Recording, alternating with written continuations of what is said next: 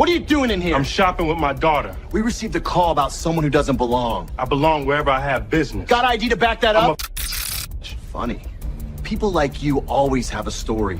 Senior Chief Darnell Covington had been gone for 11 months. 11 months of encrypted communications, blacked out locations, and missions he would never be allowed to talk about. He was 42 years old, an active-duty Navy SEAL with 18 years of Special Operations service, and he had spent more of his adult life overseas than in his own home. He had missed his daughter Zara's 8th birthday, her 10th, her 13th. He missed the recital where she played piano for the first time in front of an audience. He missed the parent-teacher night where her AP history teacher told an empty chair that Zara was one of the most gifted students she had ever taught. He missed all of it. Not because he didn't care, but because the work he did kept other families safe while his own waited. Zara was 17 now.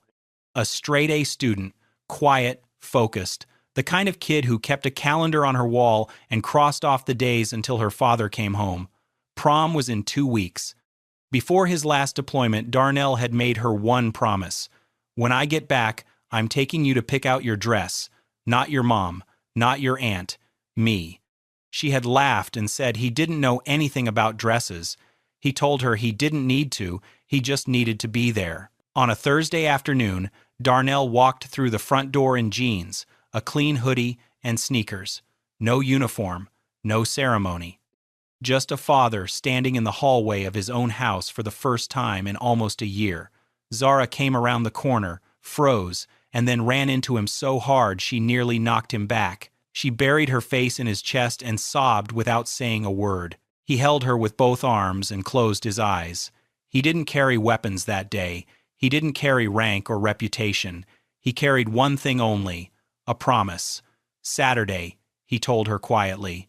We're going shopping.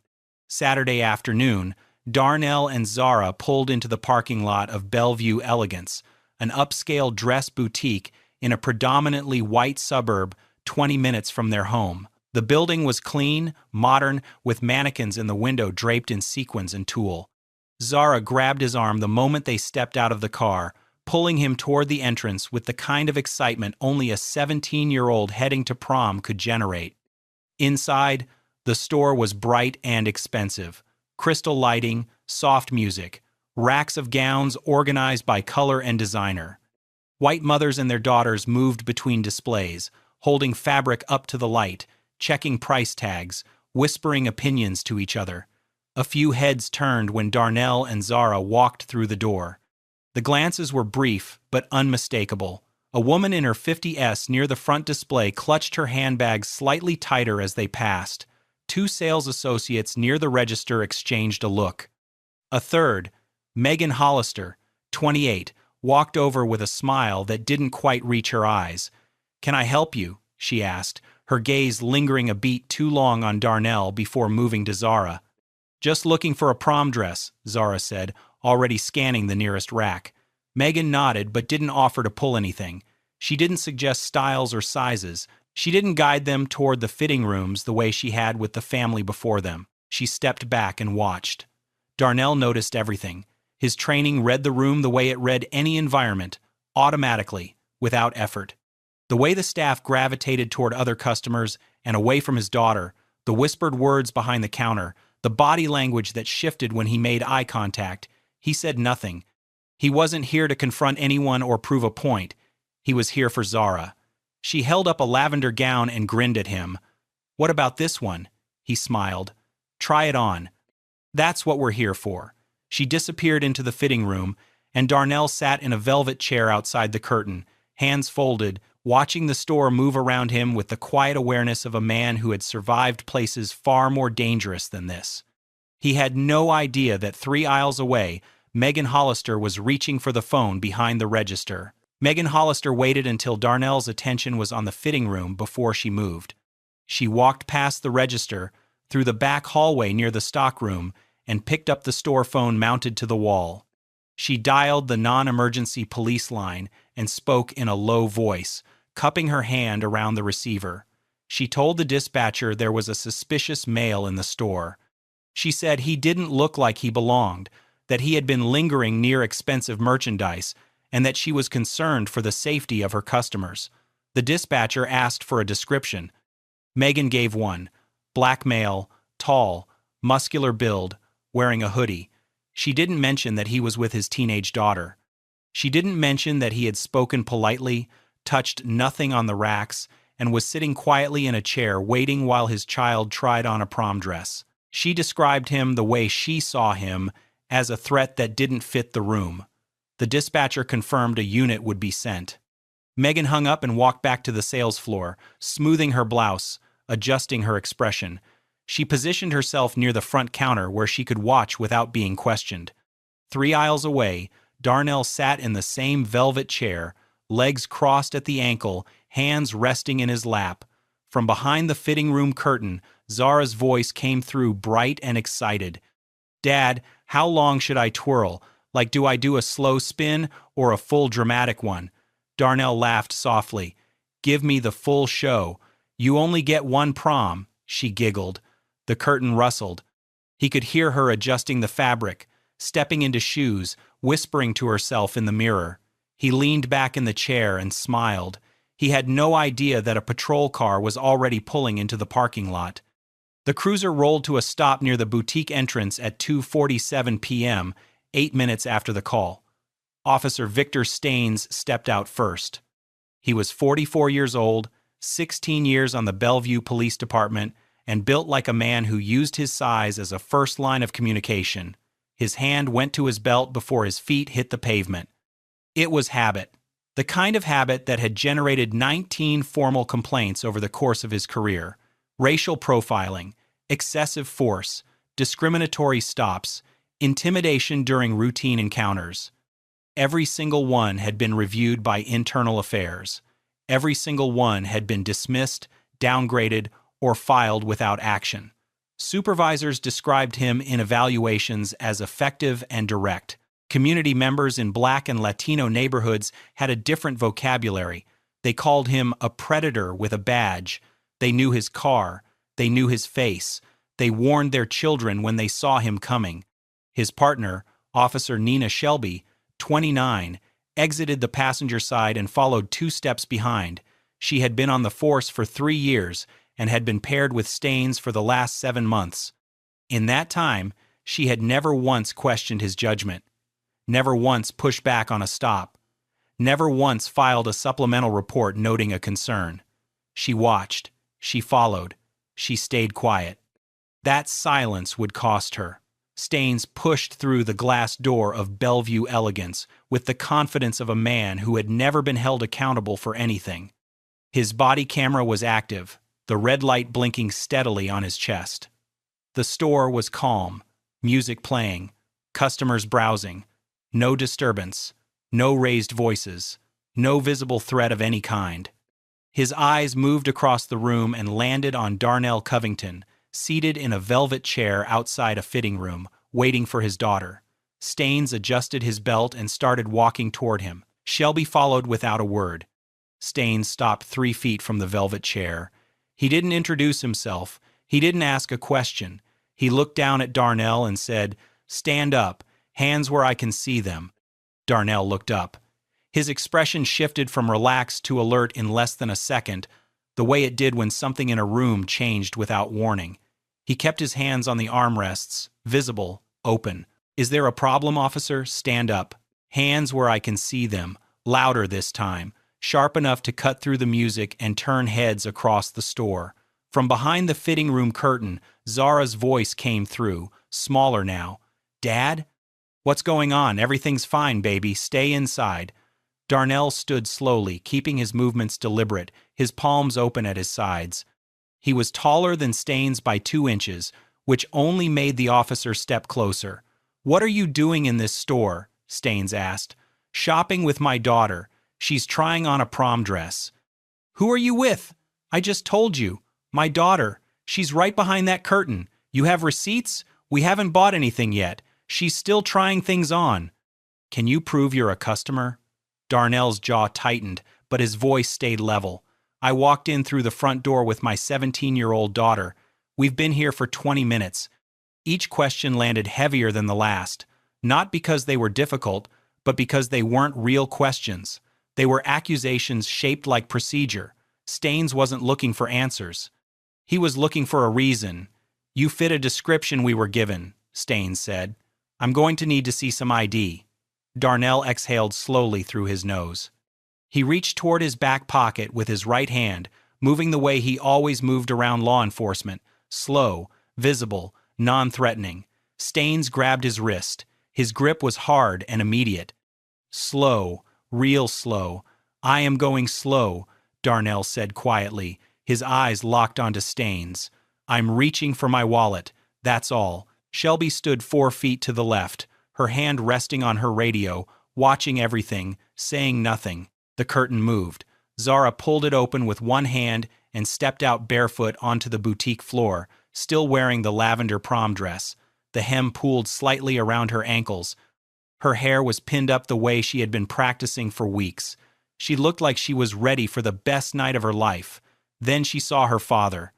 Darnell Covington, a man who had survived ambushes in 3 countries, who had carried wounded teammates through gunfire, who had spent 18 years doing the work most people would never know about, was standing with his wrist locked in the grip of a police officer inside a dress shop.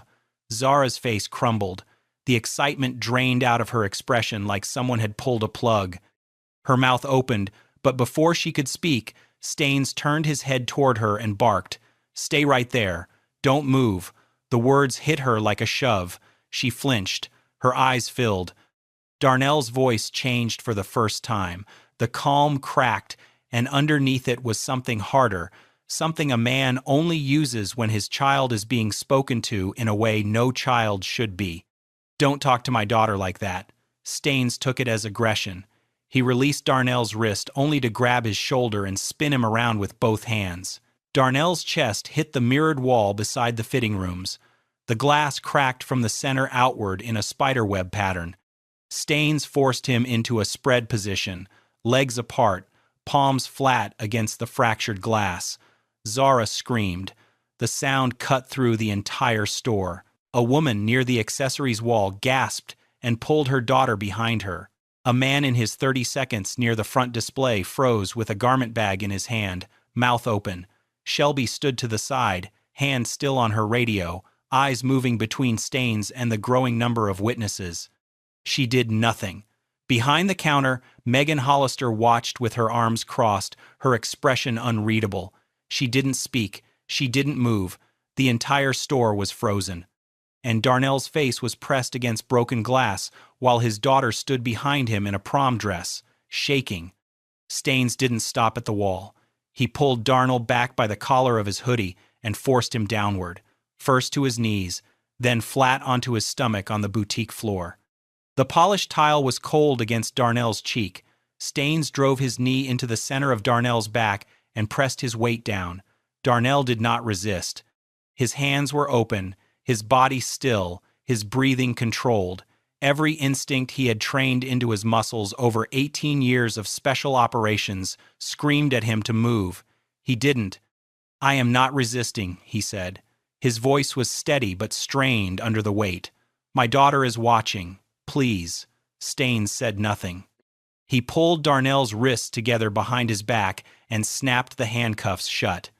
The metallic click echoed through the silent store like a gunshot.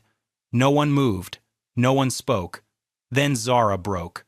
She let out a sob that came from somewhere deep, the kind of sound a child makes when the world stops making sense. She stood in the lavender prom dress, barefoot on the boutique floor, mascara running down both cheeks, her hands trembling at her sides. She watched her father, the man who had come home to keep a promise, lying face down in handcuffs 3 feet from the fitting room where she had been twirling for him 90 seconds earlier.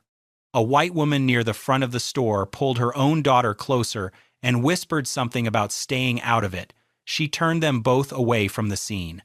An older black woman near the accessories wall, mid-60s, stood perfectly still with her phone raised in front of her, recording. Her hand was steady. Her face was tight with fury.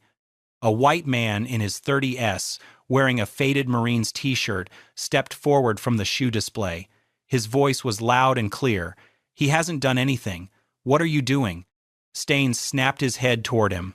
"Step back. Now." Shelby spoke for the first time. "Sir, please give us space." But she didn't look at Staines. She didn't challenge the knee on Darnell's back. She didn't question the cuffs. She asked the witness to move, not the officer to stop. Staines searched him right there on the floor, in front of his daughter, in front of every customer in the store, in front of the cameras he didn't yet understand would destroy him. He rolled Darnell slightly to one side and began pulling items from his pockets, one at a time, placing them on the tile like evidence from a crime scene: a wallet, a cell phone, a set of car keys with a worn leather keychain, and a folded piece of paper, softened at the creases from being carried too long. Staines unfolded it without asking. The handwriting was a teenager's, slightly uneven, written in purple ink. It read, "Come home safe, Daddy. I'll save you a dance at prom." Staines glanced at it for less than 2 seconds. Then he dropped it on the floor beside Darnell's face, the way someone discards a receipt they don't need. Zara saw it fall. Her hand went to her mouth. She had written that note the night before his last deployment. She had slipped it into his jacket pocket while he was loading his bag. He had carried it for 11 months across 3 continents and never once let it out of his reach. Now it was on a boutique floor next to a knee and a pair of handcuffs. Staines opened the wallet. He found a driver's license, 2 credit cards, a debit card, and a military ID. He held the military ID up, studied it for a long moment, turned it over, then looked down at Darnell. He paused, and then he said the words that would follow him for the rest of his life. "Anybody can buy one of these online. You'd be surprised how many guys like you fake being military." He tossed the ID onto Darnell's back like it was nothing, like the man underneath it was nothing. The body camera on Staines's chest recorded every word. The older black woman's phone recorded every word. The ceiling cameras recorded every frame. 3 angles. Crystal audio. No ambiguity. And Darnell lay still on the cold tile, his daughter's note next to his face, his military ID on his back, and the weight of a man who had already decided what he was before he ever walked through the door. Franklin Beaumont pushed through the front door of his own store at 3:04 p.m., carrying a takeout bag and a coffee. He was 67 years old, white-haired, tall, and had owned Bellevue Elegance for 31 years. He knew every display case, every camera angle, every square foot of the building. He stopped 3 steps inside the door, the takeout bag lowered to his side, the coffee stayed frozen in his other hand. A black man was lying face down on his floor in handcuffs. A teenage girl in a lavender prom dress stood nearby, sobbing. 2 police officers stood over them. A dozen customers were pressed against the walls, some recording with their phones, others clutching their children. No one was shopping. No one was speaking. The store smelled like perfume and fear. Franklin set everything down on the nearest display table and walked straight toward Staines. His voice was low and controlled, but carried the kind of authority that comes from owning the room you're standing in. "What is happening in my store?" Staines straightened. "Sir, we responded to a call about a suspicious individual. We're handling it." Franklin turned to Megan. She was still standing behind the register, arms at her sides now, face pale. "Did you call them?" Megan opened her mouth. He was, I thought." Franklin's face went white. Not with fear, with anger. He turned back to Staines. "This man is a customer. He's here with his daughter. She's trying on a prom dress. You have him in handcuffs on my floor. My store has cameras on every wall, and I am looking at what appears to be an assault. Uncuff him, now." Staines shifted his weight. "Sir, we're conducting an investigation." Franklin stepped closer. His voice didn't rise. It sharpened. "You're conducting a disgrace. Uncuff him now, or I'm calling the chief of police myself. I've known him for 20 years. We golf on Sundays. And when he sees what's on my cameras, you're going to wish you'd listen to me in the next 5 seconds." Staines didn't move. The room watched, every phone still recording, every witness still frozen. The only sound was Zara crying. Staines reached down and unlocked the cuffs. He did it slowly, deliberately, as if speed would mean admission. The metal came off the left wrist first, then the right. Darnell didn't move immediately. He stayed on the floor for a full breath, collecting himself the way he had been trained to after every controlled situation. Then he pressed his palms flat against the tile and pushed himself up. He rose to his feet slowly. His wrists were red and swollen. His hoodie was scuffed at the shoulder and dusted with grit from the floor. His face had a faint mark from the tile pressed into his cheek. His dignity had been pulled apart in front of his daughter, in front of strangers, in front of cameras. He stood anyway. Zara ran into him before he could turn around. She hit his chest, still wearing the lavender dress, barefoot, her face swollen and streaked with mascara. She grabbed fistfuls of his hoodie and pressed her forehead into him and didn't let go. He wrapped both arms around her and held her the way he had held her the day he came home. "It's okay, baby," he whispered. "I'm right here. I'm not going anywhere." Franklin turned to Megan. His voice was flat and final. "Get your things. You're done." She blinked. "Mr. Beaumont, I was just trying to. You called the police on a father shopping with his daughter. In my store. Get your things. Get out. Don't come back." Megan's mouth opened and closed. She looked around the room for support and found none. She walked to the back without another word. Franklin turned toward Staines, who was already moving toward the front door with Shelby a step behind. Franklin stepped into his path. "You're not going anywhere until this is documented. I have your badge number, your face on 6 cameras, and a store full of people who watched every second of what you just did." Staines looked at him for a long moment, jaw clenched, then pushed past him and walked through the door. Shelby followed without looking back. Franklin didn't chase them. He didn't need to. The footage existed. The witnesses existed. The damage was already done and already recorded. He turned back to Darnell, who was sitting in the velvet chair again, Zara curled against his side, the cracked mirror behind them reflecting a father holding his daughter in a dress she hadn't even gotten to show him yet. Darnell made one phone call. He sat in Franklin Beaumont's back office with Zara beside him, a bag of ice pressed to his wrist, and dialed the command duty officer at Naval Special Warfare Command. He spoke for less than 4 minutes. He identified himself by rank and unit. He described the stop, the force, the cuffs, the language. He stated that it had been captured on body camera and by multiple civilian witnesses. Then he hung up and waited. He didn't need to do anything else. The machine did the rest. Within the hour, NCIS was notified. A case file was opened and assigned to a special agent out of the regional field office. Within 2 hours, the Pentagon's Office of General Counsel received a briefing. A senior military attorney flagged the incident as a potential civil rights violation involving an active-duty Special Operations Service member in a civilian setting. Within 3 hours, the Department of Justice Civil Rights Division had the case on its desk. A federal liaison placed a call to the Bellevue Police Department requesting preservation of all body camera footage, dispatch recordings, and officer reports related to the encounter. Franklin Beaumont didn't wait to be asked.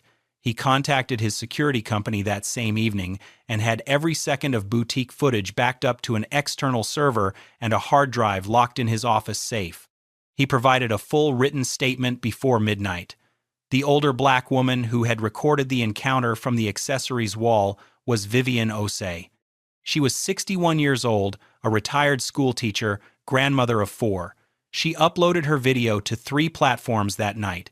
By midnight, it had crossed 500,000 views. By morning, it was over 1 million. The veteran who had spoken up, Colton Briggs, 34, a former Marine, posted his own account online. He described what he had witnessed in plain, direct language. He named the department. He described the officers. He described a man being slammed into a mirror and cuffed on the floor while his daughter stood in a prom dress and watched. It went viral within hours. The internet identified Staines before the sun came up. His name, his badge photo, his department, his complaint history surfaced by noon. 19 formal allegations. 0 discipline. Local news picked it up Monday morning. By Monday night, it was national. Internal Affairs opened a formal investigation by Tuesday. Officers Victor Staines and Nina Shelby were placed on unpaid suspension effective immediately. Their firearms were collected. Their credentials were deactivated. Their access to department systems was revoked. The body camera footage was pulled first. The file was 22 minutes long, beginning from the moment Staines activated the camera in the parking lot and ending after he and Shelby exited the boutique. Investigators watched it in a closed room with the department's legal counsel present. No one spoke during the playback. The footage confirmed every detail, Staines approaching without cause. The commands issued before any question was asked. The wrist grab, the shove into the mirrored wall, the knee in Darnell's back, the handcuffs on a man who never once raised his voice or moved his hands. The search conducted on the floor of a dress boutique, the note from a 17-year-old girl unfolded, read, and dropped on the tile. The military ID examined and tossed onto a man's back with the words, "Anybody can buy one of these online. You'd be surprised how many guys like you fake being military." The footage captured it all because Staines himself had turned the camera on. NCIS agents arrived at the Bellevue Police Department on Wednesday. 2 federal civil rights investigators followed on Thursday. They requested every complaint ever filed against Staines, every internal review, every disposition letter, every supervisor's note. What they found was a pattern the department had chosen to ignore for over a decade. Staines' 19 prior complaints were formally reopened. 8 former victims came forward publicly within the first week, each describing encounters that followed the same script: baseless stops, aggressive searches, racial language, targets who were always black men in affluent areas doing ordinary things, shopping, walking, driving, sitting in parked cars, living in neighborhoods Staines had decided they didn't belong in. The police chief held a press conference on Friday. He stood at a podium with the department seal behind him and called the incident deeply troubling. He promised a full and transparent investigation. He expressed confidence in the process. He did not apologize. Not to Darnell, not to Zara, not to the 8 other victims now standing in front of cameras telling stories the department had buried for years. The community wasn't satisfied. They had heard deeply troubling before. They had watched transparent investigations disappear into filing cabinets. This time, they had footage. This time, they had federal attention. And this time, they were not going to let it go. The U.S. Attorney's Office filed federal charges 6 weeks after the incident. The indictment was direct and specific. Officer Victor Staines was charged with deprivation of rights under color of law under 18 U.S.C. Section 242, assault under color of authority, and filing a false official report. The false report charge stemmed from the account Staines had submitted after the encounter, in which he described Darnell as confrontational and physically resistive. The body camera footage showed neither. Every word of his report was a lie written by a man who assumed no one would ever check. Officer Nina Shelby was formally cited for failure to intervene. She had stood within arm's reach while a compliant man was slammed into a wall, forced to the ground, and searched without cause in front of his minor daughter. She had watched. She had said nothing to stop it. Under federal standards, her silence made her complicit. The Bellevue Police Department entered a federal consent decree. The terms were non-negotiable. Independent oversight of all use of force incidents. Mandatory bias training with annual recertification. A complete restructuring of the internal complaint review process, which federal investigators described in court filings as functionally designed to protect officers rather than serve the public. Staines' trial lasted 2 weeks. The prosecution called 14 witnesses. They presented the body camera footage on the first day. The courtroom was silent as the jury watched from Staines' own perspective. A father approached without cause. Commands barked before a single question was asked. A wrist grabbed. A body slammed into a mirror hard enough to crack it. A man forced to the ground. A knee pressed into his back. A teenage girl in a lavender prom dress standing barefoot 3 feet away, screaming. They watched Staines unfold a handwritten note and drop it on the floor without a word. They watched him examine a military ID and toss it onto the back of a man who had served his country for 18 years. They heard him say, "Guys like you, fake being military." The defense argued Staines had responded to a legitimate call and followed established procedure. The prosecution dismantled that argument with the footage itself, with the 19 prior complaints, with the 8 other victims who took the stand and described the same officer doing the same thing to them in different locations across the same city. The jury deliberated for 4 hours, guilty on all counts. The judge reviewed the sentencing guidelines, noted the pattern of prior conduct, the involvement of a minor witness, and the abuse of public authority. He sentenced Staines to 5 years in federal prison. The maximum allowed. Staines showed no reaction. He was removed from the courtroom in handcuffs, the same kind he had used on Darnell Covington on the floor of a dress boutique while a 17-year-old girl watched her world crack open. The civil lawsuit was filed within days of the criminal verdict. Darnell's attorneys named every party responsible: Victor Staines, personally; Nina Shelby, personally; the Bellevue Police Department, the City of Bellevue.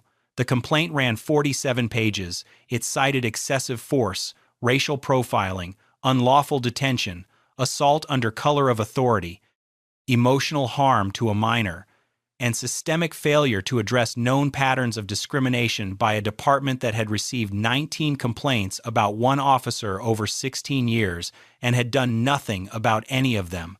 Discovery exposed the full depth of the failure. Internal emails showed supervisors acknowledging Staines's pattern of aggressive stops targeting minorities in affluent commercial areas. One email from a lieutenant to the division commander read, "Staines is generating noise again." Another complaint from a shop owner on Meridian. Same profile as the others. Recommend we talk to him informally. The informal talk never happened. The complaint was filed and forgotten. Another victim. Another folder. Another year. The city's attorneys reviewed the body camera footage, the witness statements, the federal conviction, and the internal records. They knew what a jury would do with that material. They settled before trial. The amount was $2.4 million, but the money was only part of it. The settlement mandated structural reform, a civilian oversight board with full subpoena power and independent investigative authority, quarterly demographic reporting on all stops, detentions, and use of force incidents published publicly, a zero-tolerance policy for supervisors who failed to act on misconduct complaints, and a public database of officer disciplinary records accessible to any resident of the city. Shelby's law enforcement certification was suspended indefinitely following the consent decree. She never returned to policing. She never applied to another department. Her silence in that boutique followed her out of the profession entirely. 2 supervisors who had reviewed and dismissed prior complaints against Staines were formally demoted. One was reassigned to an administrative role with no enforcement authority. The other took early retirement before the demotion took effect. The police chief, who had stood at a podium and called the incident deeply troubling without offering an apology, resigned under mounting pressure from the city council, the community, and the federal oversight team. His resignation letter was 3 sentences long. It mentioned nothing about Darnell Covington, nothing about Zara, nothing about a cracked mirror or a note on the floor. He left the way the department had operated for years, quietly, without accountability, until now. 2 months later, Zara stood in front of a full-length mirror inside Bellevue Elegance. The store was quiet. It was after hours. Franklin Beaumont had opened it just for them. The dress was emerald green this time, not lavender. She never touched the lavender one again. Franklin had helped her choose it himself, pulling options from the back, holding fabrics up to the light, asking her what made her feel like herself. He didn't charge a cent. He told her the dress was on the house and that if she argued with him about it, he'd add shoes and a matching clutch, she argued. He added them. Darnell stood behind her in full navy dress whites. Every ribbon on his chest was in place, every crease pressed sharp. The uniform fit the way it always had, like it belonged on him, because it did. No one had ever questioned that before the floor of this store, and no one ever would again. Zara looked at herself in the mirror, then turned and looked at her father. "You really came home for this." "I promised," he said. His voice was quiet, his eyes were not. Franklin watched from the doorway with his arms folded, saying nothing. He didn't need to. Vivian Osei sent a card that arrived the morning of prom. It was handwritten. It said, You are the kind of young woman this world needs more of. Shine tonight. Colton Briggs sent flowers, a simple arrangement with a note that read, "From one service family to another. Semper Fi." That evening, a family friend took a photo on the front porch. Zara in emerald green, Darnell in dress whites, her hand on his arm, his chin high. Both of them looking directly into the camera. The photo was posted online that night. It reached 2 million shares in a week. No caption was needed. The image said everything. A father who came home. A daughter who waited. A promise that held. Back in Bellevue, a training bulletin circulated through the police department the following Monday. It showed a still frame from a body camera. A teenage girl in a lavender dress, barefoot, crying, reaching for her father on the floor of a dress boutique. Under the image were 6 words. "This is what failure looks like." No names were printed. They didn't need to be. The careers were already gone. This case was intense, but this case on the right-hand side is even more insane. Sir, stand up for me. May I ask what this is about? You've been reported as threatening crew. I haven't threatened anyone. He's been watching us the entire flight. He doesn't belong up here. I have a ticket. Turn around. C3A. Hands behind your back. Now. I am... At 35,000 feet over the North Atlantic, 2 federal air marshals pulled a black man out of seat 3A in first class, forced his arms behind his back, and cuffed him in front of every passenger in the cabin. He hadn't raised his voice. He hadn't made a threat. He hadn't touched a single person on that plane. The man was Senior Chief Darnell Kirkwood, an active-duty Navy SEAL with 16 years of Special Operations service, returning from a classified NATO briefing in Stuttgart, Germany. He was flying on official government travel orders, seated in first class because the Department of Defense had booked him there. The flight attendant who reported him, Karen Lockhart, stood near the galley curtain with her arms crossed, watching the marshals work. A passenger sitting across the aisle would later describe the look on her face as satisfaction. Lockhart had told the captain that Kirkwood was aggressive, erratic, and possibly dangerous. None of it was true. Every camera on that aircraft, every witness statement, and every marshal's report would confirm the same thing. He had done nothing. But by the time the plane touched down at Dulles, Kirkwood was walked off in handcuffs in front of 212 passengers, locked in a federal holding room, and left there for over 3 hours before anyone told him why. Within 72 hours, the FBI had opened a file. NCIS was involved. The Pentagon had sent a formal demand to the airline. And a chain of events was underway that would end careers, trigger a federal investigation, and cost Atlantic Pacific Airlines $6.5 million. Before we go any further, comment where in the world you're watching from, and make sure to subscribe, because what this flight attendant did and what happened to her afterward is something you need to see for yourself. Karen Lockhart was 44 years old and had been a senior flight attendant with Atlantic Pacific Airlines for 16 years. She bid exclusively on transatlantic first-class routes, and among crew who had worked with her, she was known by a nickname she had never been told to her face: the Gatekeeper. The name didn't come from nowhere.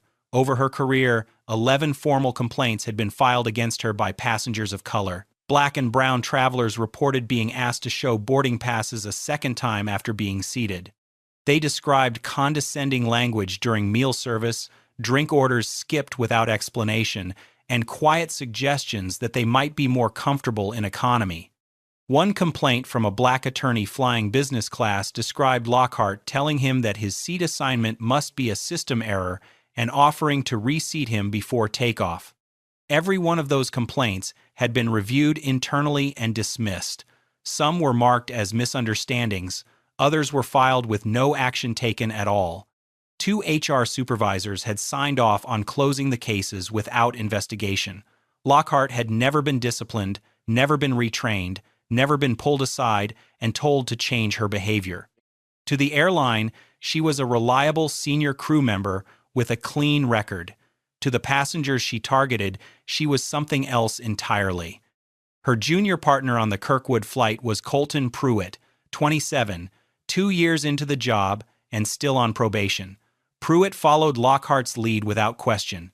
He laughed when she laughed, agreed when she directed, and stayed silent when silence was easier than confrontation. That silence would cost him too. Senior Chief Darnell Kirkwood was 38 years old and had spent nearly half his life in naval special warfare. 16 years of active duty, 3 Bronze Stars, multiple deployments to locations that would never appear in any public record. He had led teams through operations that most Americans would never hear about, brought every one of his men home from missions where the odds said he shouldn't have, and carried the kind of service record that senior commanders referenced when they talked about what the best looked like. He was returning stateside after a NATO Special Operations Coordination meeting in Stuttgart, Germany. The trip had been scheduled through SOCOM, and his travel orders, stamped and authenticated, placed him on Atlantic Pacific Flight 471 from Frankfurt to Dulles, Seat 3A, first class. Government booked. He wore civilian clothes, a clean, dark Henley, jeans, boots, and a watch his team had given him after a deployment in a place none of them were allowed to name. He carried a leather duffel that held his Navy dress blues, his rank insignia, his military ID, and a set of classified travel documents. Nothing about him drew attention. That was by design. SEALs didn't announce themselves. At the gate in Frankfurt, he thanked the boarding agent by name after reading her tag. She smiled. On the jet bridge, an older woman struggled to manage a carry-on and a cane at the same time. Kirkwood took the bag without being asked, walked it to her row, and placed it in the overhead bin. She thanked him. He nodded once and moved on. He wasn't trying to impress anyone. He was just built that way. Quiet, controlled, respectful, the kind of man who handled himself the same way whether he was in a combat zone or a boarding line. Kirkwood reached row 3, stowed his duffel in the overhead compartment, and settled into 3A by the window. He buckled his seatbelt, adjusted the headrest, and pulled a paperback from the seat pocket of his bag before closing his eyes briefly. He looked like any other passenger getting comfortable for a long flight. But from the front galley, Karen Lockhart was already watching. Her eyes tracked him from the moment he turned into the first-class cabin. She watched him open the overhead bin. She watched him sit down. She studied his clothes, his bag, his face. Then she turned to the manifest screen near the galley station and scrolled to seat 3A, Kirkwood, D. She looked at the name. She looked back at the man. Then she leaned toward Colton Pruitt, who was folding hot towels beside her, and lowered her voice. "That's not a first-class passenger. Go check his boarding pass." Pruitt walked over without hesitation. He was polite about it. "Excuse me, sir. Mind if I just verify your boarding pass?" Kirkwood reached into his back pocket and handed it over without a word. Pruitt glanced at it. Seat 3A. Name matched. He walked back to the galley and told Lockhart everything was in order. She barely acknowledged it. People steal upgrades all the time. Could be a system glitch. Keep an eye on him. Pruitt nodded and said nothing. In the first-class cabin, 8 other passengers were already seated. A white man in a sport coat, a couple in matching cashmere, a woman with a designer bag taking up the seat beside her. None of them had been asked for their boarding passes. None of them had been watched from the galley. None of them had been flagged before the doors even closed. 3 hours into the flight, the first beverage service began. Lockhart moved through the first-class cabin with a practiced smile, offering drinks to each row. The couple in cashmere got sparkling water with lime. The man in the sport coat got a whiskey neat. The woman with the designer bag got a glass of champagne. Row 3 got nothing. Lockhart passed Kirkwood's seat without slowing, without making eye contact, without a word. He didn't react immediately. He assumed she would circle back. She didn't. After another 10 minutes, he pressed the call button above his seat. The small chimes sounded in the galley. 14 minutes passed before Lockhart appeared at his row. She looked down at him with an expression that wasn't quite hostility, but wasn't service either. "Can I help you?" "I'd take a water when you get a chance," Kirkwood said. Lockhart tilted her head slightly. "Are you sure you're in the right cabin?" Kirkwood held her gaze for a moment. "Seat 3A. That's where I'm sitting." She brought the water without another word and set it on the armrest without a napkin. 20 minutes later, hot towels were distributed through the cabin. Every passenger received one. Every passenger except Kirkwood. Across the aisle in 3B, A white businessman named Gregory Hale had been watching the pattern develop. He shifted in his seat, glanced at Kirkwood, then at Lockhart, and his discomfort was visible. He said nothing yet, but he was paying attention. Kirkwood put in his earbuds, leaned back, and closed his eyes. He had been treated worse in places far more dangerous than an airplane cabin. He chalked it up to bad service and let it go, but Lockhart wasn't letting anything go. In her mind, she had already decided he didn't belong there. Now she just needed a reason to prove it. 5.5 hours into the flight, Kirkwood unbuckled his seatbelt, stood, and walked toward the forward lavatory. He used it, washed his hands, and stepped back into the aisle. On his way to his seat, he paused near the galley entrance and stretched, rolled his neck, pressed his palms into his lower back. A normal thing for anyone sitting in a pressurized cabin for 6 hours over open ocean. 2 other passengers had done the same thing during the flight. Neither had been noticed. Lockhart noticed Kirkwood. She stood at the galley counter and watched him stretch for fewer than 30 seconds before turning to Colton Pruitt. Her voice was low but urgent. "He's watching us. He's been acting erratic the whole flight. Something's off." Pruitt looked past her toward Kirkwood, who was already walking back toward his seat. He hesitated. He could see a man stretching. He couldn't see a threat, but he said nothing. He didn't ask what specifically was erratic. He didn't challenge the characterization. He looked at Lockhart, then looked at the floor, and stayed silent. That silence gave her everything she needed. Lockhart picked up the interphone connected to the flight deck and pressed the call button. When the captain answered, her language was precise and deliberate. She reported a suspicious and potentially threatening passenger in first class. She said he had been aggressive with crew throughout the flight. She said he was now lingering near the galley in a threatening manner. She used words she knew would trigger a specific response. Aggressive, threatening, lingering. The captain had not seen Kirkwood, had not spoken to him, had not left the flight deck once during the crossing, but federal aviation protocol required him to act on a crew member's threat assessment. He made the call to the air marshals seated in coach. And with that single report, built entirely on fabrication, Lockhart set into motion a sequence of events that could not be undone. Kirkwood was back in his seat, seatbelt fastened, paperback open to page 84, when 2 men in plain clothes appeared at the edge of his row. They didn't introduce themselves by name. One stood in the aisle. The other positioned himself 1 row behind. Their jackets were unbuttoned. Their expressions were flat and rehearsed. "Sir, we need you to stand up." Kirkwood looked up from his book. He closed it slowly, placed it in the seat pocket, and stood. His hands were visible at his sides, palms open. His voice was calm and even. "What's this about? You've been identified as a potential threat by a member of the crew. We need you to turn around and place your hands behind your back.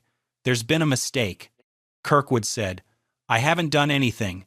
Turn around, sir." He complied. He didn't tense. He didn't pull away. He placed his wrists together behind his back the way a man does when he has been trained to survive situations far worse than this one. The cuffs clicked shut. The sound carried through the silent cabin.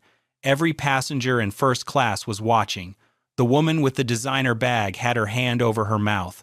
The couple in cashmere sat frozen. Gregory Hale leaned forward in 3B. "He hasn't done anything. I've been sitting right here the entire flight. He hasn't said a word to anyone." One of the marshals glanced at Hale.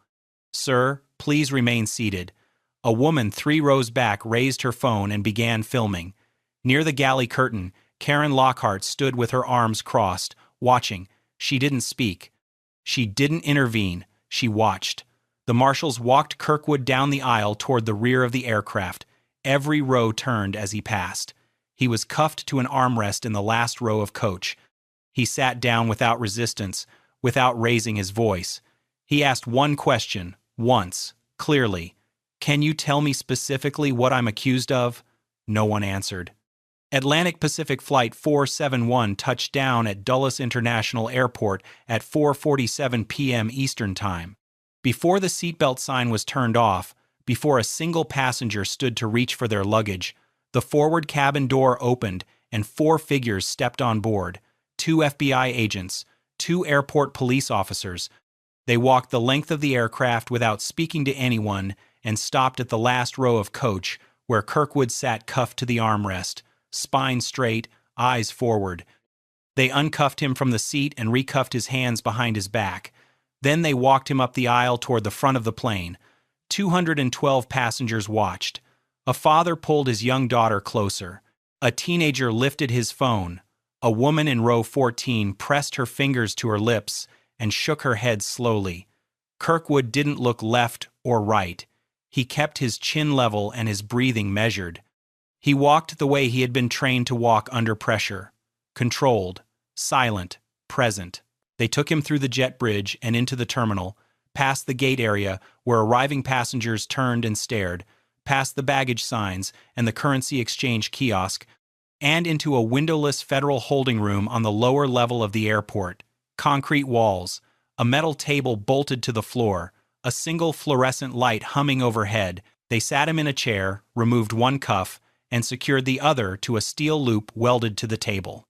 His leather duffel, the one containing his Navy dress blues, his military ID, his rank insignia, and his classified travel orders stamped by SOCOM, was taken to another room. Then they left. No one told him why he was there. No one read him his rights. No one asked if he needed water or food or a phone call. He sat in that room for 3 hours and 17 minutes before another human being spoke to him. The silence was deliberate. It was a technique designed to create anxiety, to make people talk, to break composure. It didn't work on Kirkwood. He had completed SEER training, the military's survival, evasion, resistance, and escape program designed to prepare operators for capture and interrogation by hostile forces. He had endured simulated captivity in conditions built to replicate the worst-case scenario. A quiet room at Dulles with a fluorescent light and a metal table didn't come close. He sat perfectly still, controlled his breathing, and waited. 3 hours and 17 minutes after Kirkwood was placed in that room, the door opened. A single FBI agent walked in carrying the leather duffel. He didn't sit down. He didn't introduce himself. He set the bag on the metal table, unzipped it, and began removing the contents one item at a time. First, the Navy dress blues, folded with military precision, creases sharp enough to cut paper. Then the rank insignia, Senior Chief Petty Officer, then the ribbons, 3 bronze stars among them, then the military ID, photo matching the man sitting across from him. Then the travel orders, printed on official letterhead, stamped by United States Special Operations Command, detailing authorized travel from Stuttgart, Germany to Washington, D.C., in connection with a classified NATO coordination meeting. The agent stared at the documents for a long moment. He looked at Kirkwood, he looked back at the orders, then he zipped the bag, picked it up, and walked out of the room without saying a single word. 20 minutes passed. The door opened again. This time, 2 different agents entered. Their posture was different. Their tone was different. Everything about the room shifted. Senior Chief Kirkwood, we need to understand what happened on that flight.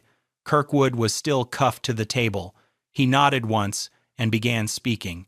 His account was precise, clinical, and delivered without emotion or embellishment. Times, seat numbers, names he had overheard, descriptions of each interaction. He recounted the skipped service, the delayed response to his call button, the question about whether he was in the right cabin, the hot towel that never came, the stretch near the galley, the marshals at his row. He delivered it the way a special operator delivers a debrief.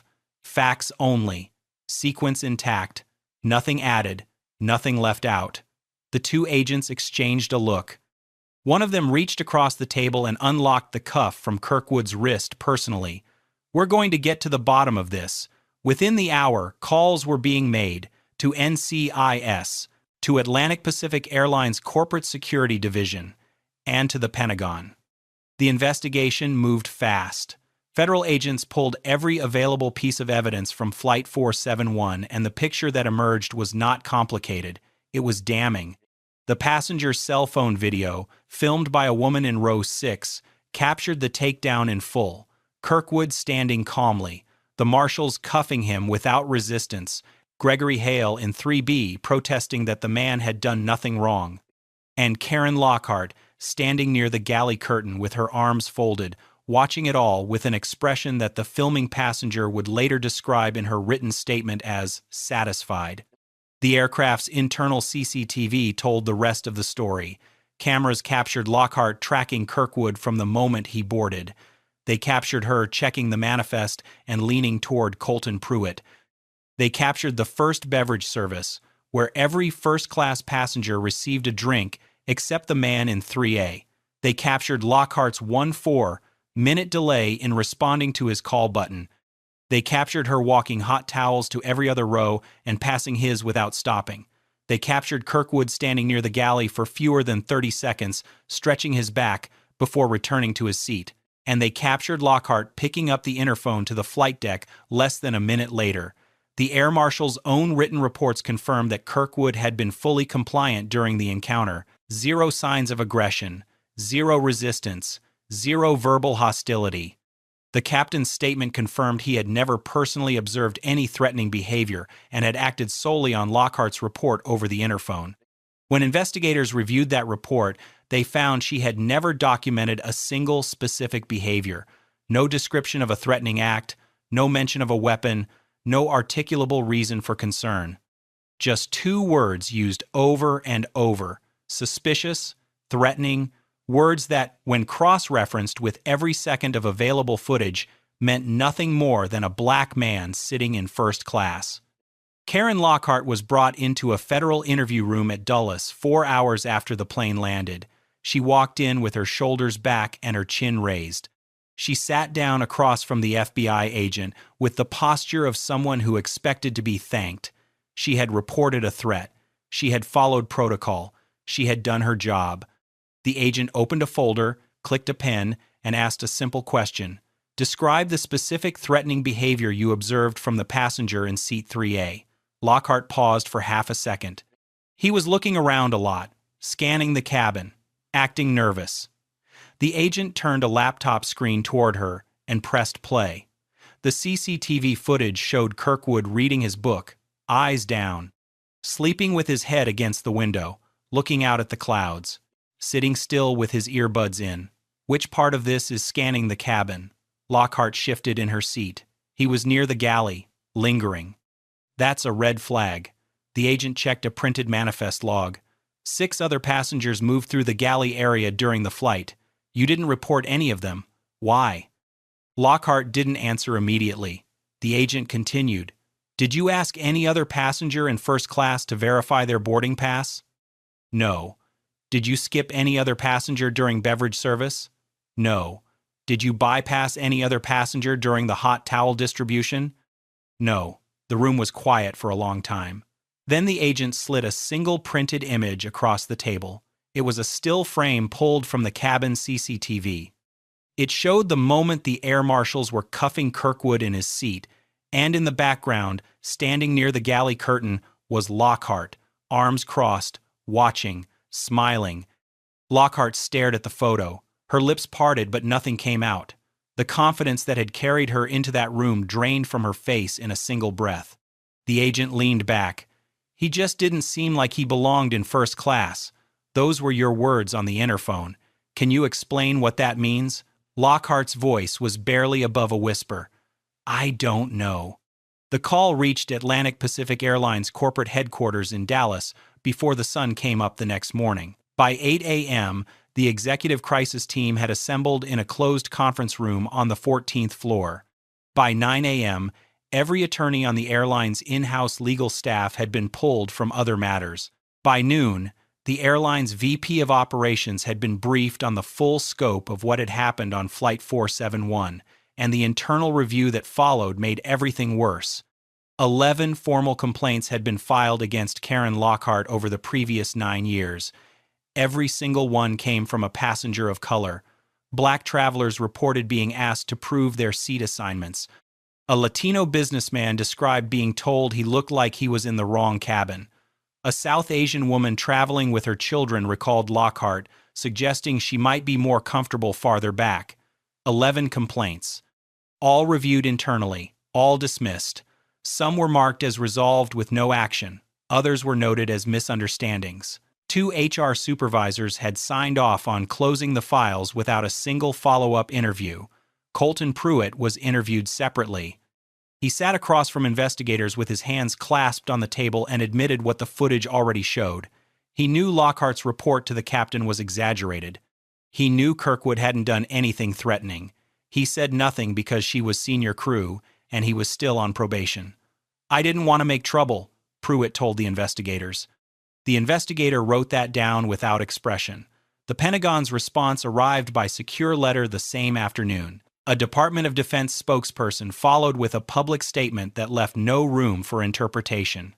An active-duty Special Operations Service member was unlawfully detained based on a fabricated report with clear racial motivation. The department expects full accountability from all parties involved. Within 48 hours, the story reached national media.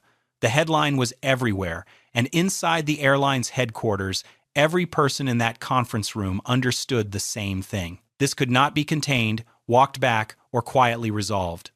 The terminations began within the week. Karen Lockhart was fired from Atlantic Pacific Airlines for gross misconduct, filing a false threat report against a passenger, racial discrimination in the performance of her duties, and violation of federal aviation regulations governing the reporting of security threats on commercial aircraft. Her crew credentials were revoked. Her access to airline systems was deactivated. Her 6-year career ended not with a retirement ceremony but with a letter hand-delivered by corporate counsel in the presence of 2 witnesses. Colton Pruitt was suspended immediately and placed under internal investigation for failure to intervene and for corroborating a report he knew to be false. He resigned 3 weeks later before the investigation concluded. His resignation letter was one sentence. The airline's head of crew training was removed from her position after the internal review revealed that no module in the company's training curriculum addressed racial bias in threat assessment or the legal consequences of filing false security reports. 2 HR supervisors, the same 2 who had signed off on dismissing 11 prior complaints against Lockhart without investigation, were placed on administrative leave pending a full audit of their case handling. Neither would return to their roles, but the most significant consequence came from outside the airline. The FBI formally referred Lockhart's case to the United States Attorney's Office for the Eastern District of Virginia. The referral cited potential federal charges related to filing a knowingly false report on a commercial aircraft, a violation of federal law carrying a maximum sentence of up to 20 years in prison.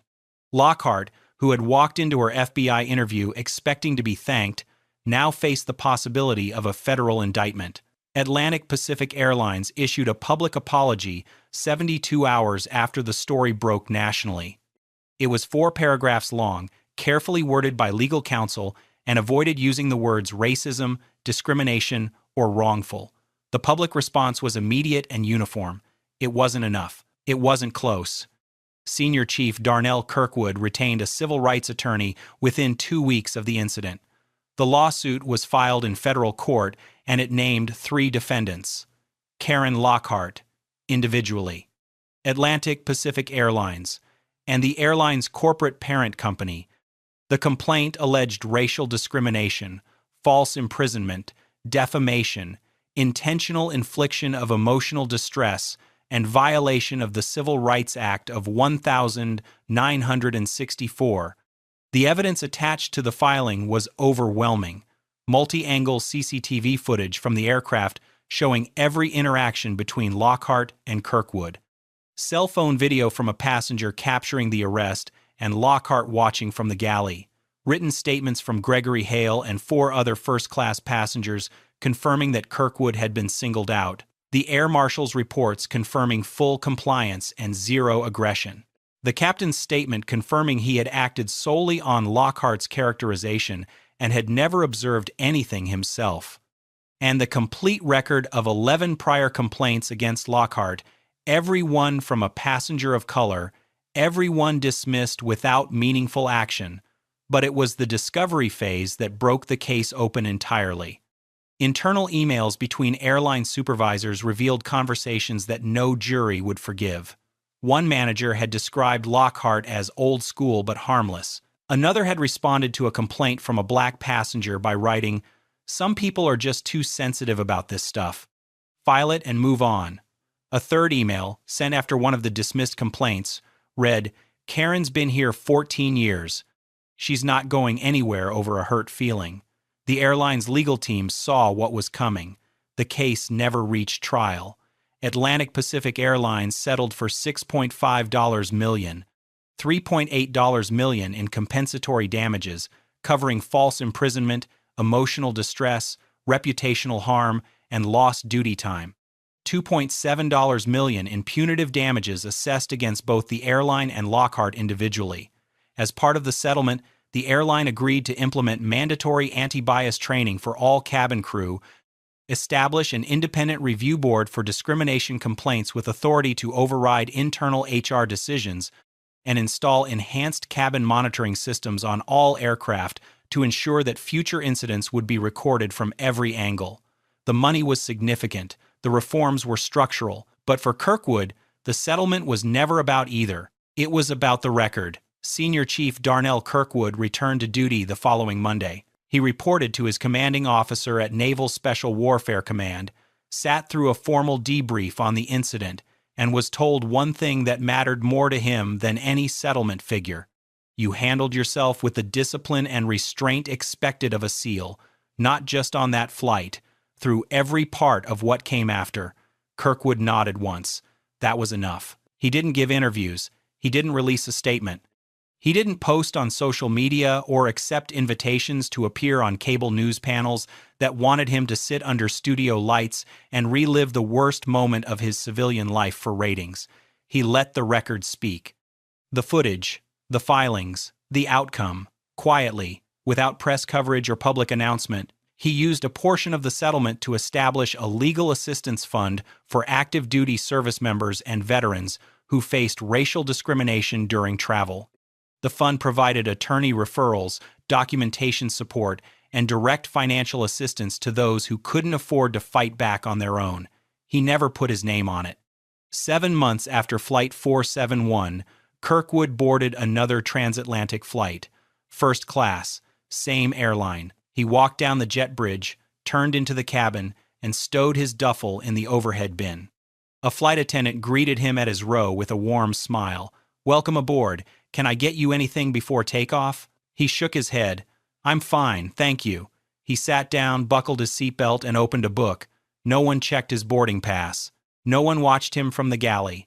No one questioned whether he belonged in his own seat. Back at Atlantic Pacific Airlines Training Center in Dallas, a new module had been added to the mandatory crew certification program. It opened with a single image displayed on a projection screen.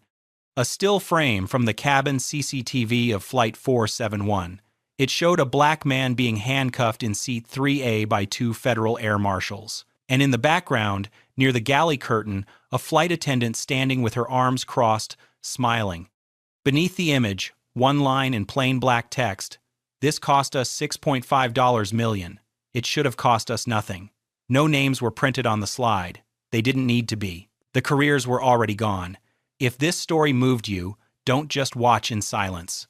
Like the video, subscribe to the channel, and share this with someone who needs to see what happens when racism meets accountability at 35,000 feet. This case was disturbing, but the one on the right ends in a way no one expects. Stop talking and show me your papers. I am a federal judge. You have no probable cause. A judge out here buying fruit? Yes, and you're violating federal law. You don't look like someone who belongs anywhere near a bench.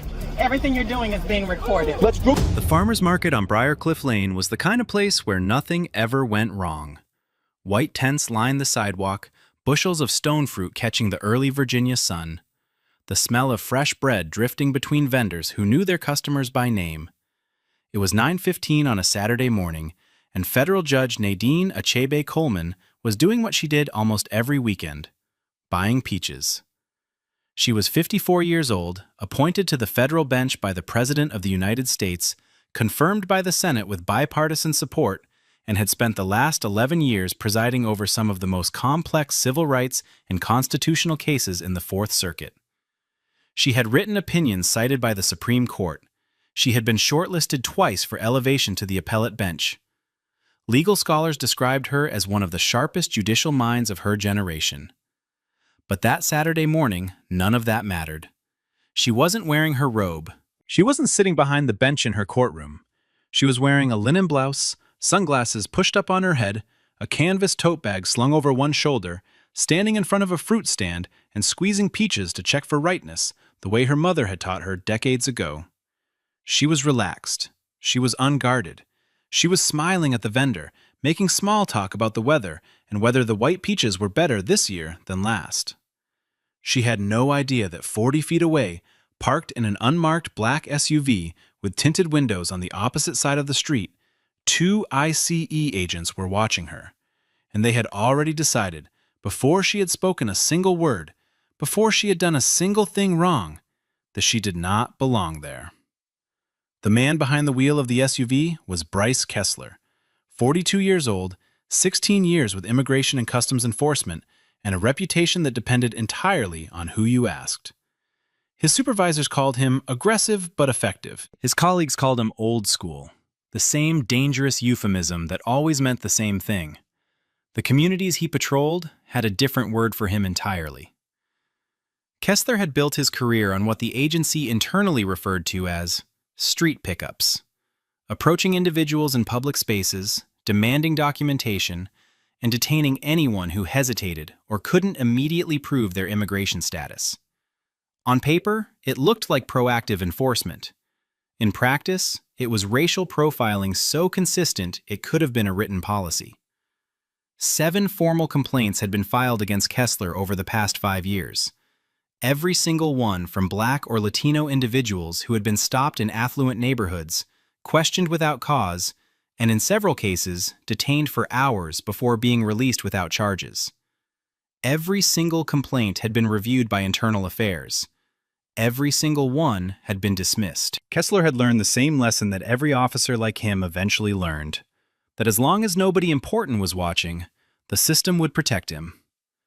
His partner that morning was Dominic Peretti, 36, 5 years on the job, and the kind of agent who had long ago stopped thinking for himself.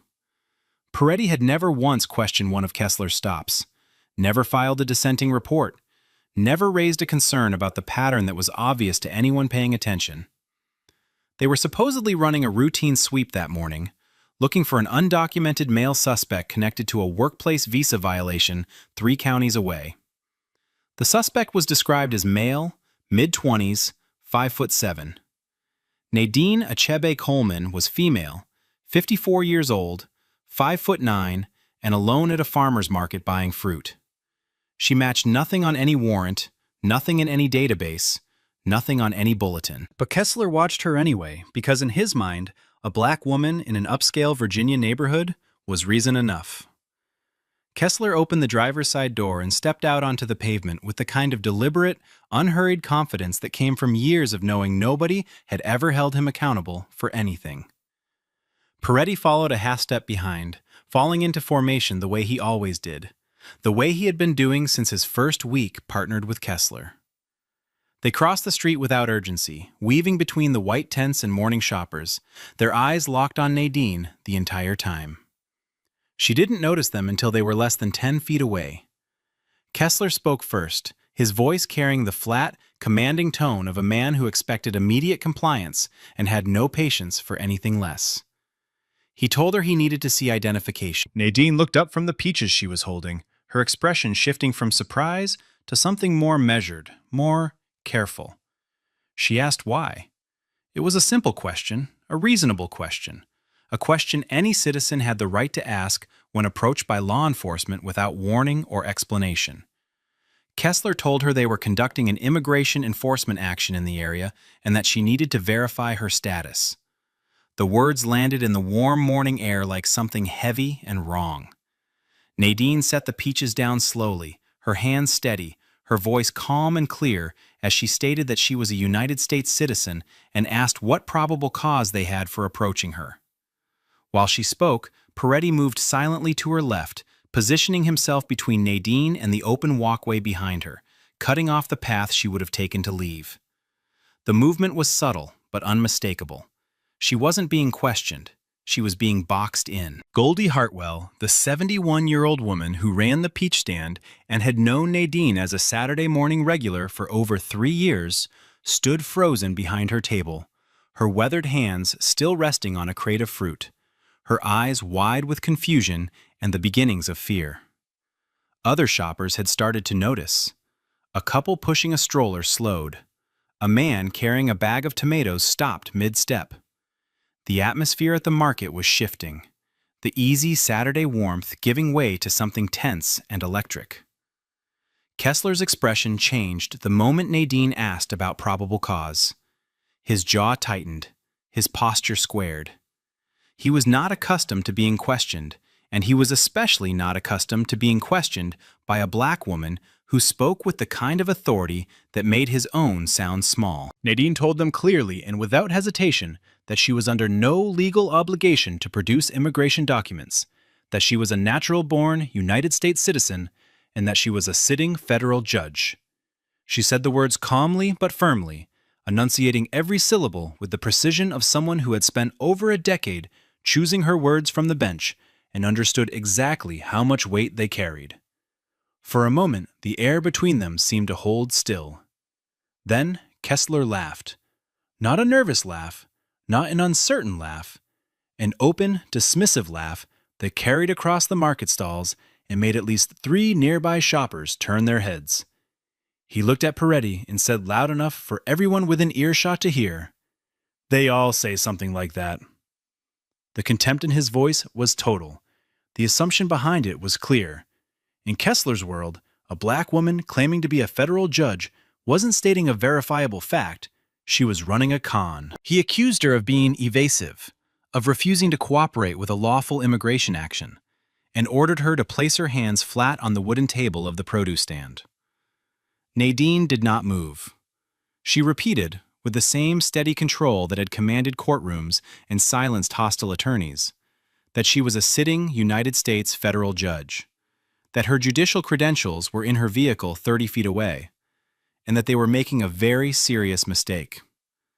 She warned them that every second they continued was compounding the legal consequences they would face.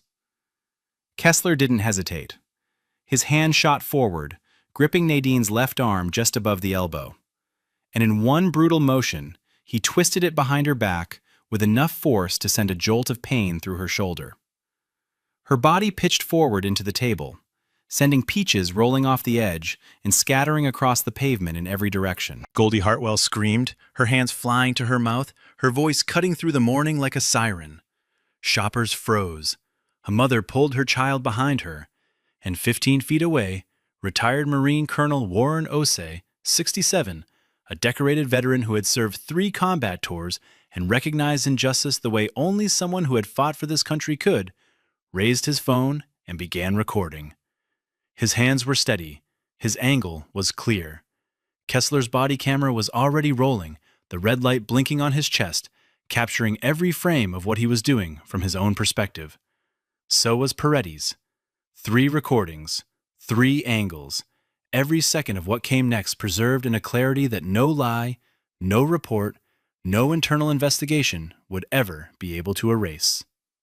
Kessler drove Nadine forward and down onto the folding table with both hands. The legs buckled instantly. Nadine hit the asphalt hard, her sunglasses flying off and shattering on the pavement. Peaches crushed beneath the collapsed table inches from her face. Her left wrist, already twisted, wrenched at an angle that sent pain radiating from her fingers to her shoulder. Before she could take a full breath, Peretti was on her, pulling her arms together and cinching a plastic zip tie around both wrists with mechanical efficiency. Kessler stepped back and keyed his radio, his voice flat and professional, completely detached from the violence he had just committed. He reported a non-compliant subject resisting an immigration hold and requested transport to the field processing facility. Every word was a lie. Nadine had not resisted. She had answered every question. She had repeatedly offered to provide identification that would have resolved the entire encounter in seconds. But Kessler's radio call was already building the false record designed to justify everything he had done. Nadine lay on the ground, her cheek pressed to warm asphalt, her voice shaking but controlled with a discipline forged across decades on the bench. She stated her full name, her title, her court. She told them her judicial credentials were in her car 30 feet away. Kessler looked down at her and said 5 words his body camera captured with perfect clarity. "We'll sort that out at the facility."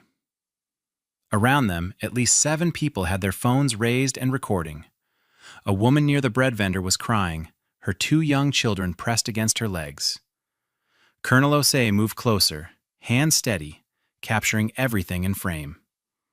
And Nadine Achebe Coleman, a federal judge confirmed by the United States Senate, lay face down on a sidewalk in zip ties because a man with a badge had decided her skin color was probable cause.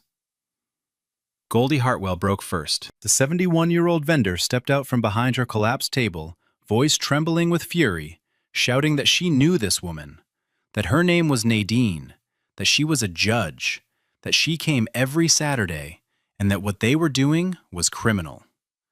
Kessler didn't look at her. He told her to step back and stay out of official business. From across the market, Reverend Solomon Niathi, 63, senior pastor of Grace Covenant Church, moved through the crowd with quiet authority. He identified himself and told Kessler he was making a grave error. He urged him to verify her identity before taking her anywhere. Kessler's response was immediate. He told the Reverend to back off or face obstruction charges. Then came another voice, sharp and certain, cutting through the noise from the edge of the crowd. "That's Judge Achebe Coleman. She sits on the 4th Circuit. I attended her lecture at Georgetown last semester. That is a federal judge." Inez Carrillo, 24, a second-year law student, was pointing directly at Nadine's face, still pressed against the asphalt, her voice carrying with the force of someone who understood exactly what she was witnessing. For the first time, Kessler hesitated. Something flickered behind his eyes. Not guilt, not remorse, but the faintest recognition that the ground beneath him might be shifting. Peretti pulled him aside, just far enough to lower their voices, but not far enough to escape the microphones on their own body cameras, which captured every word with devastating clarity. Peretti asked what they should do. Kessler's answer was quiet but absolute. "Doesn't matter. We finish what we start. She can prove it at processing." 14 words that would become the most replayed audio in the entire case.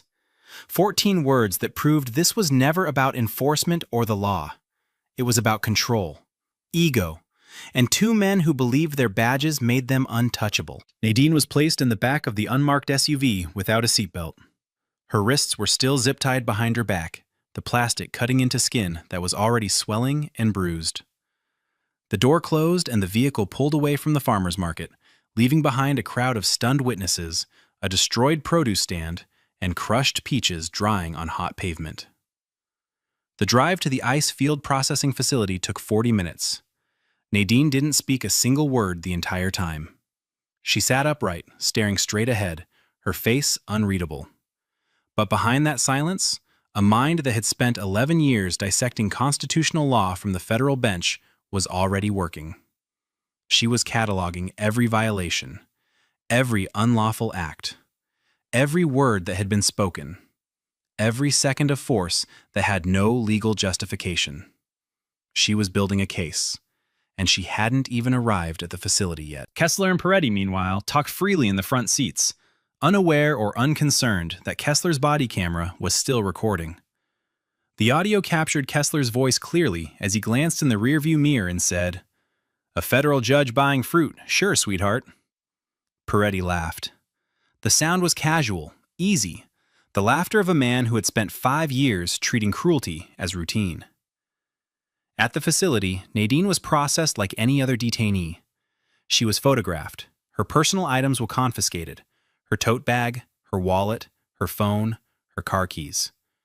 She was escorted to a holding cell and placed inside with 3 other detained women who looked at her torn blouse and zip tie marks with recognition and exhaustion. A federal judge, appointed by the president, confirmed by the United States Senate, was sitting on a metal bench in an immigration detention cell, and the 2 men who put her there still thought they had done nothing wrong. 90 minutes passed before Nadine was allowed a phone call. 90 minutes of sitting on a metal bench under fluorescent lights in a room that smelled like industrial disinfectant and despair. When they finally handed her a phone, she dialed one number. Her husband, retired Army Brigadier General Tobias Coleman, answered on the second ring. She spoke for less than 2 minutes. Her voice was steady. She told him where she was, what had happened, and what she needed him to do. Tobias Coleman had commanded soldiers in combat zones and had coordinated operations that involved heads of state. Within 3 minutes of hanging up, he was on the phone with Judge Ramona Forsyth, Chief Judge of the Fourth Circuit Court of Appeals and Nadine's direct superior in the federal judiciary. Forsyth listened in silence for exactly 45 seconds before saying 4 words. "I'm calling the DOJ." Within 20 minutes, a chain of phone calls was moving through the highest levels of the federal government with a speed that only happens when the system realizes it is turned on one of its own. The Department of Justice contacted ICE headquarters. ICE headquarters contacted the regional field office. The regional field office contacted the processing facility. A senior supervisor named Arthur Devane was sitting at his desk when his phone rang with a call from a number he had never seen before. The conversation lasted less than a minute. When it ended, the color had drained completely from his face. He stood, walked down the corridor to the holding cells, looked through the reinforced glass window, and saw a woman in a torn linen blouse with red marks on her wrists sitting on a metal bench among immigration detainees. A federal judge. In his facility. Processed by his agents. And the full, catastrophic weight of what had happened hit him all at once, like a freight train with no brakes. Nadine Achebe Coleman walked out of ICE custody after 2 hours and 47 minutes.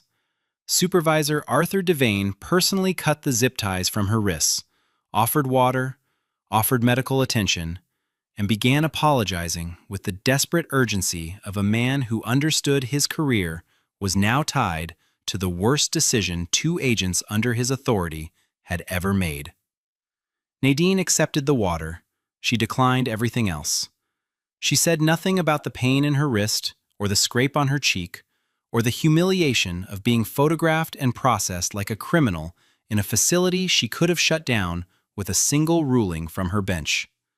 She made only 2 requests: that all body camera footage from both agents be preserved immediately and without alteration, and that she be given the full legal names and badge numbers of every agent involved in her detention.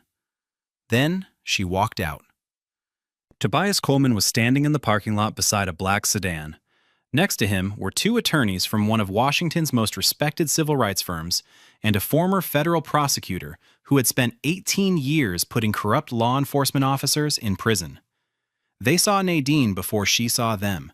The torn blouse, the bruised wrists already darkening to purple, the raw scrape across her right cheekbone where her face had met the asphalt of a farmer's market sidewalk.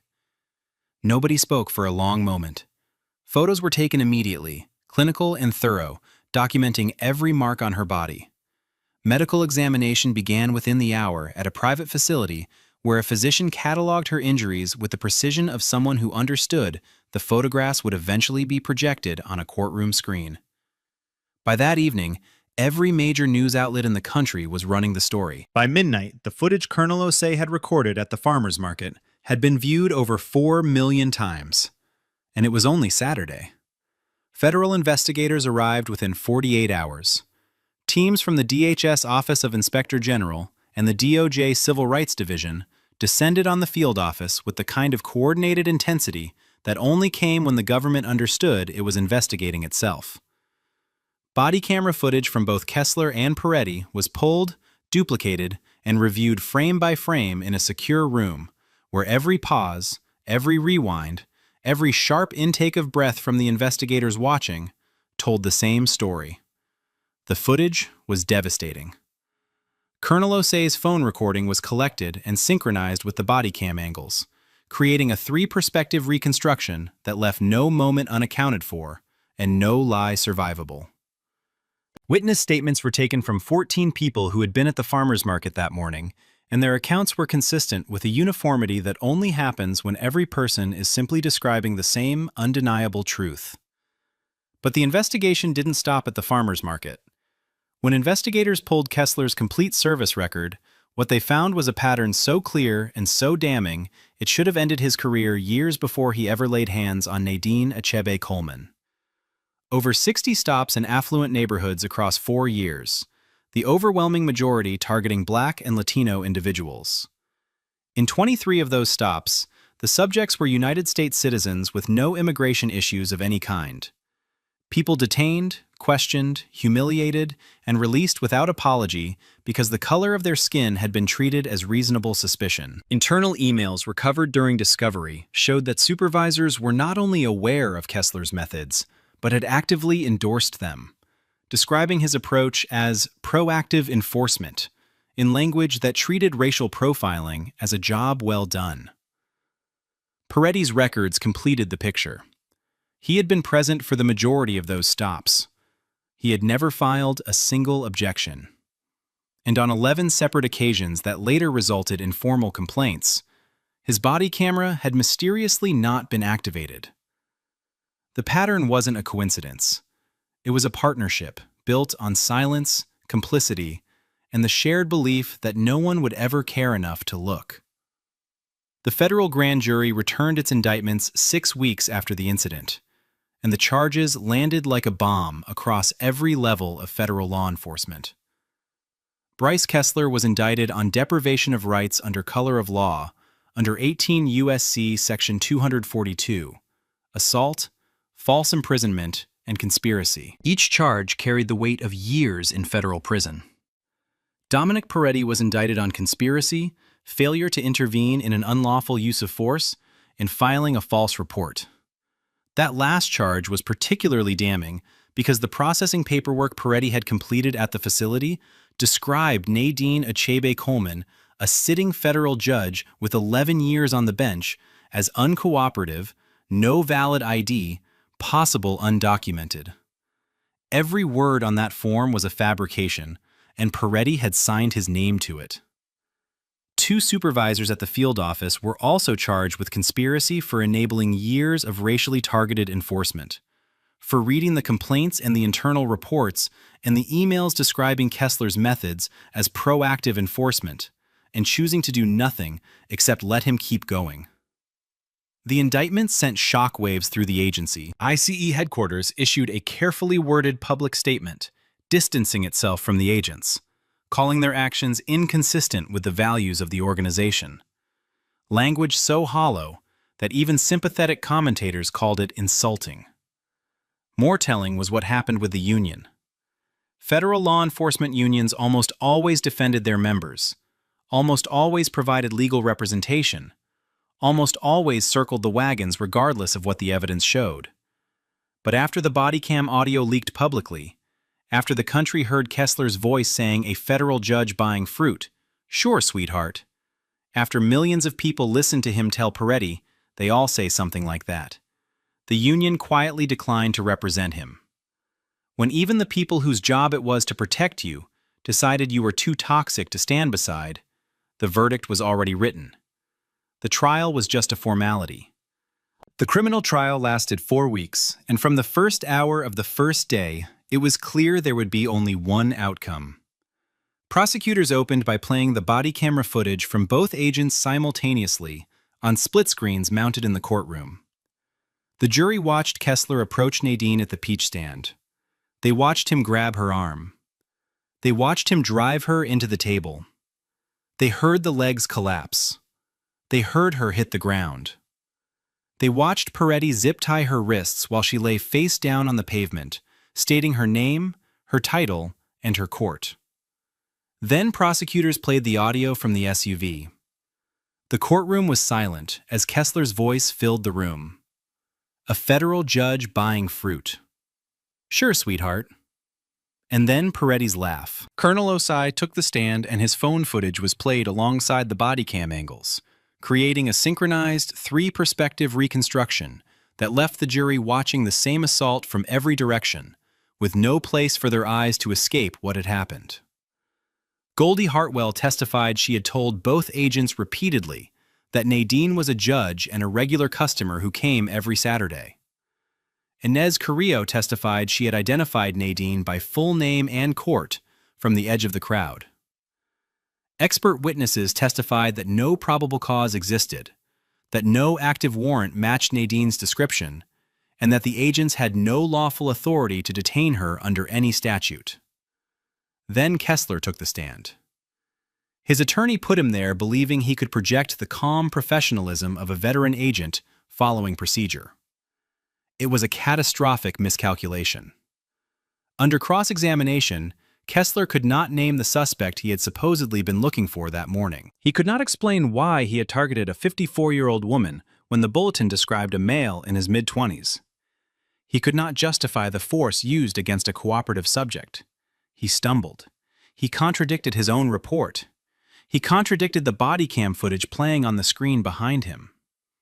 The jury deliberated for less than 5 hours. Guilty on all counts for Kessler. Guilty on all counts for Peretti. Neither man showed emotion as the verdicts were read, but Kessler's hands were shaking. The sentencing hearing was standing room only. Every seat in the gallery was filled. Reporters lined the back wall. Federal officials sat in the front row. And when Judge Nadine Achebe Coleman stood to read her victim impact statement, the courtroom went so quiet you could hear the scratch of the court reporter's keys. She spoke for 7 minutes.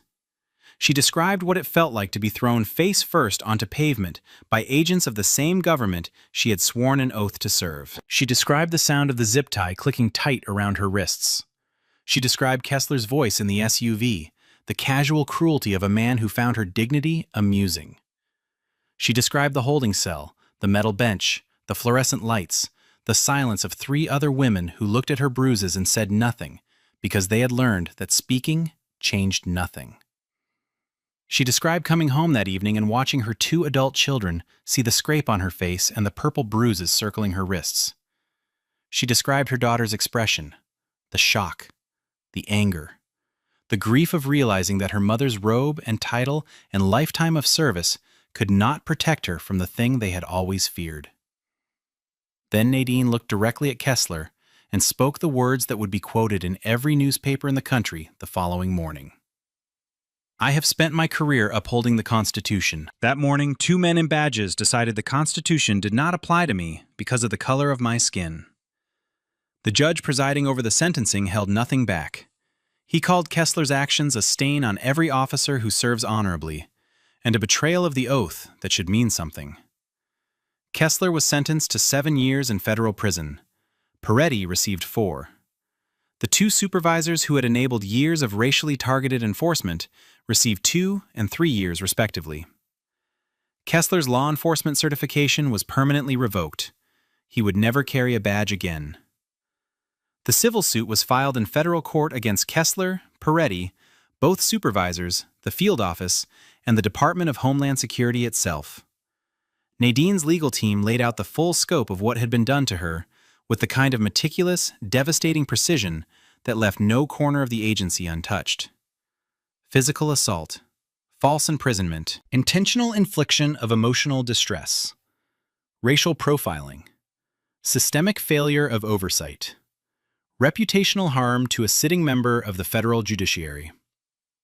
Each claim was supported by body camera footage, witness testimony, medical records, and the processing paperwork that Peretti had signed, describing a federal judge as possible undocumented. But it was discovery that delivered the final blow. Internal DHS memos recovered during the process revealed that senior officials had acknowledged what they called overly aggressive field tactics in the region, more than 2 years before Kessler ever touched Nadine at that farmer's market. The memos documented complaints. They referenced patterns. They recommended review. And then, nothing happened. No corrective action was taken. No retraining was ordered. No agents were reassigned. The system saw the problem, wrote it down, filed it away, and allowed it to continue until it destroyed a woman's Saturday morning and her faith that the government she served would treat her as a citizen. The case settled for $32 million, one of the largest individual civil rights settlements in federal law enforcement history. But the money was only part of it. The settlement mandated sweeping structural reforms across ICE field operations. Mandatory documented probable cause before any street stop.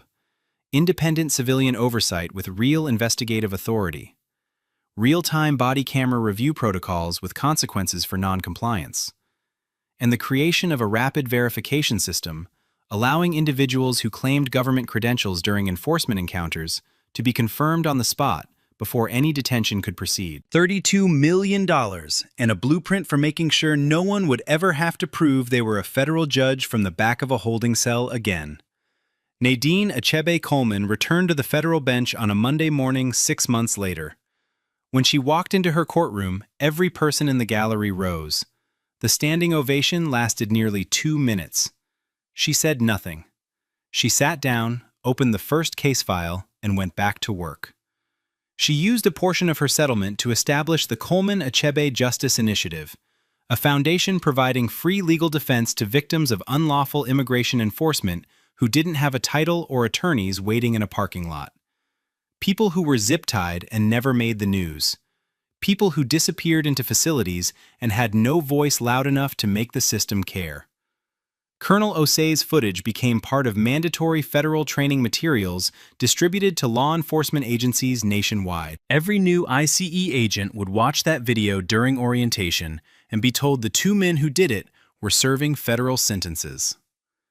Goldie Hartwell returned to her stand with a hand-painted sign, "All are welcome here." Kessler served his sentence in a federal facility where his former profession made him a permanent target.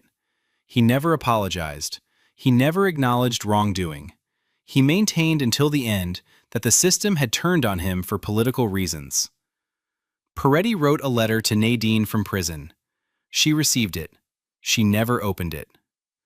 The following summer, on a Saturday morning almost exactly 1 year later, Nadine walked through the same farmer's market on Briarcliff Lane. Linen blouse, sunglasses, canvas tote. She stopped at Goldie's stand, squeezed the peaches the way her mother taught her, and bought a bag. Nobody stopped her. Nobody questioned whether she belonged. For every case like this where power, evidence, and courage converge, there are thousands